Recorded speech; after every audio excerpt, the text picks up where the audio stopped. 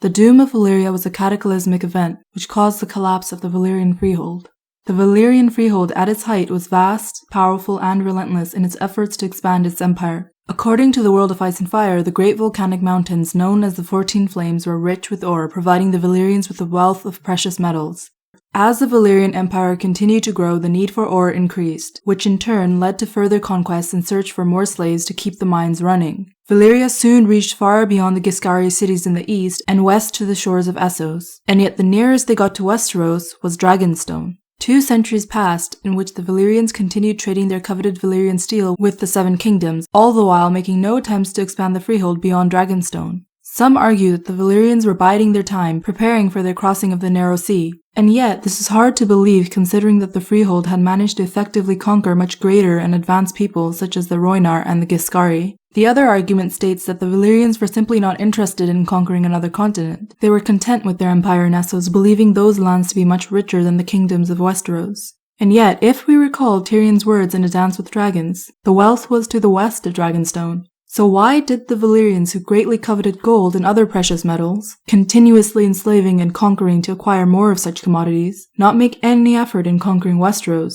and in particular the Westerlands, where the gold of Casterly Rock was world-renowned? The answer to this question leads to prophecy. According to the World of Ice and Fire, the Valyrians abstained from conquering Westeros because the freehold sorcerers prophesied that the gold of Casterly Rock would destroy them. And yet, as we learn from the World of Ice and Fire, in the century prior to the Doom, the gold of Casterly Rock would still manage to find its way to the freehold, in exchange for the Valyrian steel sword, Brightroar, commissioned and paid for in gold that would have been enough to raise an army. Now, one could easily just dismiss this as circumstantial evidence, but if we couple the knowledge of an ancient prophecy foretelling the destruction of Valyria at the hands of Casterly Gold, with the eventual purchase of a Valyrian sword with Casterly Gold, and the subsequent doom a century later, it does provide convincing support for the original prophecy. However, it doesn't provide the answers to how or why the doom occurred. The freehold, as we know, was ruled by 40 noble dragonlord families. These families vied for power in a constant and savage struggle for dominance. The Targaryens, although themselves dragonlords and thus counted amongst the ruling elite, were considered as one of the lesser houses. Indeed, their flight to Dragonstone was even seen as an act of surrender and weakness by their rivals. Of course, as we know, 12 years later, when the Doom would arrive, the Targaryens would be the only dragonlords to survive, their betters perishing in the fires of the Doom. In regards to what caused the Doom, some insist it was a natural explosion caused by the eruption of the 14 Flames. Others believe that it was the combination of Valyrian magic with the conflict and political deception amongst the powerful Dragonlord families which may have led to the assassinations of too many of the mages who maintained the spells and rituals that tamed the fires of the 14 Flames.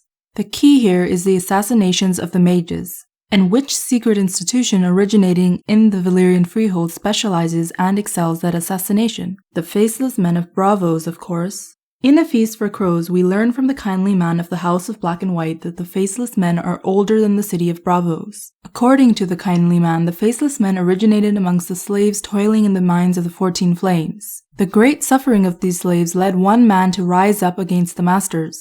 This man became the first Faceless Man. The identity of this man remains unknown. Some say he was a slave himself, others claim he was a freeholder's son, and some even insist that he was an overseer who took pity on the slaves. Regardless of his identity, he came to believe that he was the instrument of the many-faced god, the god of death.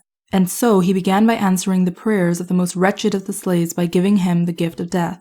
Now at this point in the history of the Faceless Men, it is implied that the gift was only given to those who wished an end to their own lives. And yet, at some point the Faceless Men became master assassins, willing to give the gift to anyone for a price. When Arya argues that the original Faceless Man should not have given the gift to the slave but to the masters instead, the kindly man replies that he would bring the gift to them as well, but that was a tale that could only be shared with no one. So now we have the kindly man, a priest of the House of Black and White, clearly stating that the Faceless Men were responsible for killing the masters, the ruling elite of the freehold. And this is an event of such significance that he chooses not to share it with Arya, possibly because he believes she is not to be trusted with such sensitive information, as she has proven unwilling to give herself completely to the service of the many-faced god. In A Dance with Dragons, the kindly man further confirms the possible involvement of the Faceless Men in the Doom. He explains that at first, the gift was only given to those slaves who prayed for death. But one day, the first faceless man heard a slave praying for the death of his master. This slave offered all he had, which in this case was his life, as a slave has no wealth or material belongings. And so the slave sacrificed his life, a life of service, to the many-faced god. That was how the Order of the Faceless Men gained its second member, by prayer and sacrifice. In the present day, a lifetime of service is not required for those who wish the gift on another, but a sacrifice must still be made.